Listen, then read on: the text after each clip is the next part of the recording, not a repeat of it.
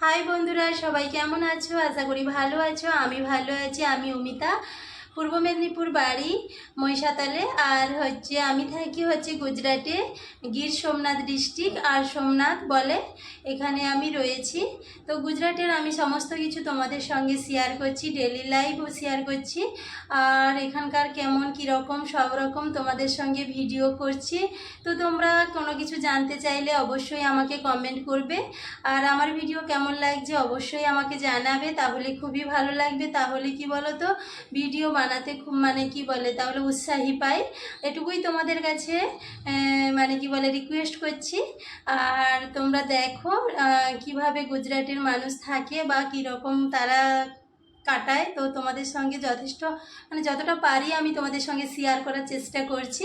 তো পাশে থেকো আর আমার এই ব্লগ দেখতে থাকো, আর সাবস্ক্রাইব করো, লাইক করো, পাশে থেকো, এটুকুই তোমাদের কাছে বলছি। আর সঙ্গে থেকো। হ্যালো বন্ধুরা, দেখো আমি সকাল সকাল স্নান করে রান্নাঘরে চলে এলাম রান্না চাপাতে। আর বড়বাবু দেখো সকাল সকাল কি সবজি নিয়ে এসেছে। আর জানো তো, কয়েকদিন নিরাম খেতে হবে, কারণ আমার শাশুড়ি মা না তারকেশ্বর গেছে, তার জন্য। এই দেখো ভেঁড়ি নিয়ে এসেছে, পাকা কলা, আর টমেটো, আর কি বলো তো কুঁদলি নিয়ে এসেছে। আর দেখো এই তোমাদের পাকা কলাটা দেখাচ্ছি। আর এখানে জানো তো কাঁচকলা পাওয়া যায় না, জানো এই কলাটাই পাওয়া যায়। আর একে কি বলে বলো তো, আমি ঠিক জানি না এই কলাটাকে। আর পেঁপে নিয়ে এসেছে। খুবই কষ্ট গো, বাইরে থাকা মানে খুবই চাপ, অর্ধেক জিনিস পাওয়া যায় না। আমাদের ওয়েস্ট বেঙ্গলে যেমন সব কিছু পাওয়া যায়, এখানে সব কিছু পাওয়া যায় না। গুজরাটে খুবই কষ্ট হয়, মাঝে মাঝে খুবই মিস করি। আর এই দিকে দেখো সোয়াবিনের তরকারি, আর আলু, টমেটো আর কুঁদলি একসঙ্গে মাখাবো।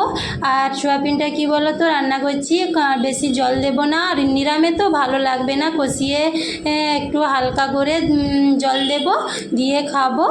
আর কি বলো তো, এই দেখো বন্ধুরা আমি রান্না করছি জিরে, ধনে আর আদা আর টমেটো দিয়ে নিরামে।